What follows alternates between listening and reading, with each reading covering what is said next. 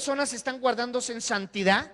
¿Cuántas personas han tenido que pagar precios muy altos por permanecer en obediencia, por estar en el centro de la voluntad de Dios? Y qué injusto sería Dios que cuando tú llegues a la presencia de Dios, esté junto a ti recibiendo un galardón el hombre que te violó, o el hombre que mató a tu padre, o el hombre que aterrorizó a todo un país. Entonces sí estaríamos hablando de qué sirve que exista Dios, si Dios es un Dios injusto. ¿Estamos? Entonces Dios no puede ser amor primero y después justo. No, Dios es justo. Y una vez que nosotros entendemos la justicia de Dios, es que disfrutamos del amor de Dios. ¿De acuerdo? Si no entendemos esto muy bien, vamos a bajarlo al plano familiar. Nosotros no podemos gozar todo el tiempo del amor de nuestros papás si nosotros constantemente estamos desobedeciendo.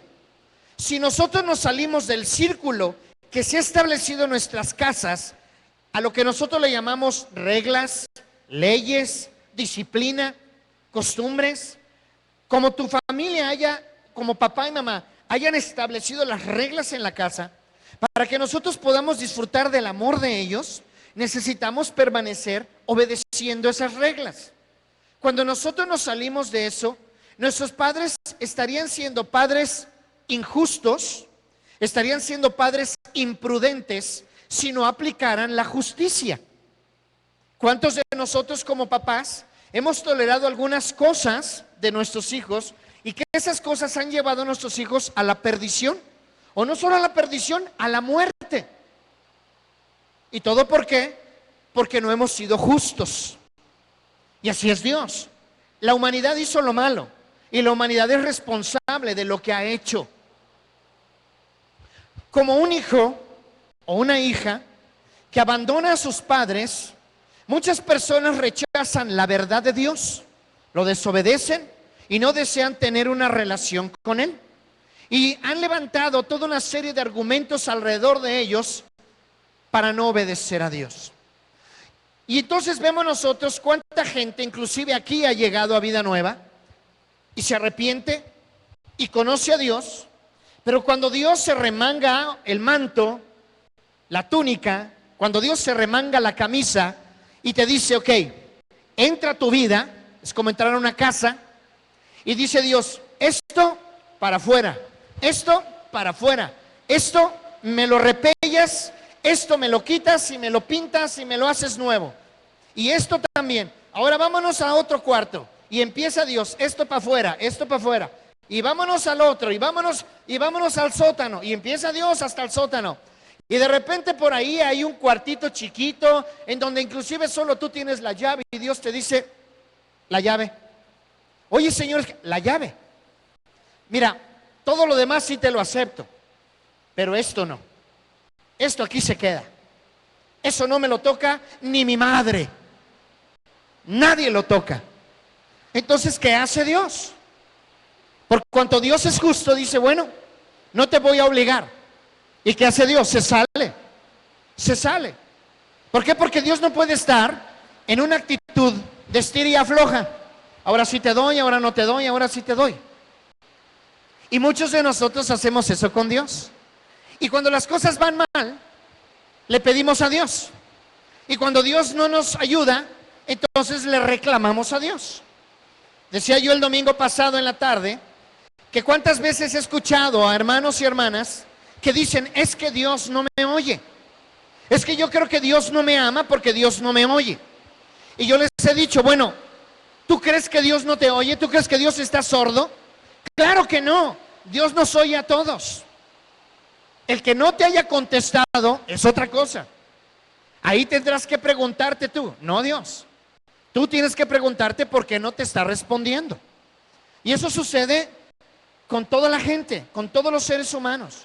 Hay personas a las que Dios no va a responder, los está escuchando. Dios escucha inclusive al que no cree en Jesús. Dios escucha al brujo. Dios escucha al idólatra. Dios escucha al adúltero. Dios escucha al borracho. Dios escucha al drogadicto. Los escucha. Pero de que les responda es otra cosa. Es otra cosa totalmente diferente. ¿Sí? ¿Y por qué no les va a contestar? Porque no han hecho un pacto. Y el pacto se hace a través de Jesús. Y una vez que entra Jesús a su vida, entonces Dios los escucha. Y viene la respuesta. Y lo mismo sucede contigo y conmigo. Pero esa gente quiere que Dios solucione sus problemas, que Dios solucione todo, cuando ni siquiera han hecho un pacto con Dios. ¿Me explico?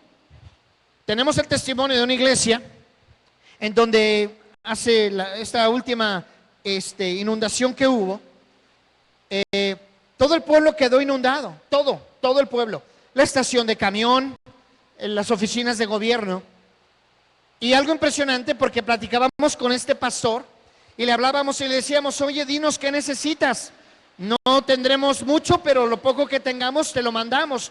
Víveres. Me dice: no me lo van a creer, pero empezó la tromba, no pudimos salir de nuestras casas, nos pusimos a orar, y al otro día que bajó el agua, lo primero que hicimos mi esposa y yo fue salir corriendo al templo, y dijimos: ya el templo está bajo el agua, ya todo lo que teníamos se destruyó. Impresionantemente, un poste de luz, un poste de teléfono, se cayó, y se cayó prácticamente frente a la entrada del templo, y todo el agua que venía bajando era desviada. Todo lo que estaba alrededor del templo, todo quedó inundado. El templo, ni siquiera lodo, ni siquiera agua, no había absolutamente nada. Entonces, Dios guarda, Dios cuida, pero no podemos responsabilizar a Dios de la gente que está en el infierno y determinar si Dios es bueno o no es bueno. Nosotros somos responsables, nosotros decidimos si queremos estar en el infierno o queremos estar con Dios. El infierno es el destino al que llega el individuo que huye de Dios. Sí, sí existe, y Dios es amor, pero Dios no puede ser engañado. Y el destino de aquellas personas que huyen de la presencia de Dios, que huyen de la voluntad de Dios, ya tienen un lugar, y ese lugar se llama infierno. Todas las personas se han alejado de Dios, pero no todas deciden aceptar el ofrecimiento de Dios para reconciliarse con Él. Muchas veces nosotros hemos tenido la experiencia de predicar el evangelio a la gente, y ha habido gente que pues nos evade gentilmente, pero hay gente que nos ha evadido groseramente, agresivamente. Nuestra responsabilidad terminó ahí. Esa es nuestra responsabilidad. Dios ofrece su perdón, pero algunas personas se apartan de Dios y prefieren vivir separadas de Él. Ahora, yo me he preguntado, ¿por qué es que la gente rechaza a Dios cuando se le ha predicado? ¿Y sabe por qué? Porque todos sabemos lo que implica recibir a Dios como Señor de nuestras vidas. Todos, hasta el más menso. Sí, todos sabemos lo que implica. ¿Y qué implica? Pues dejar toda tu porquería de vida. Con Dios no podemos negociar. Con Dios no podemos. Dios ofrece su perdón, pero algunas personas se apartan de Él y prefieren vivir separadas de Él. Como un Padre amoroso, Dios siempre está dispuesto a aceptarnos y tener una relación con nosotros. Quiere que andemos por el camino que nos lleva hacia Él y que no nos alejemos de Él. Vamos a hablar de las consecuencias. Piensa en las consecuencias. Nadie puede hacerse suficientemente bueno para obtener la vida eterna y evitar el infierno. Nadie. Jesús hizo posible el perdón para todos aquellos que le reciben como Señor y Salvador. O sea, es que tú me puedes decir: es que pastor, pero mi abuelita, desde que yo tengo uso de razón, lo más tremendo que mi abuela hizo, y de eso hizo un escándalo, fue cuando mató una mosca en la cocina. ¿Estará ella en el infierno? Yo no te puedo decir más que lo que dice la Biblia.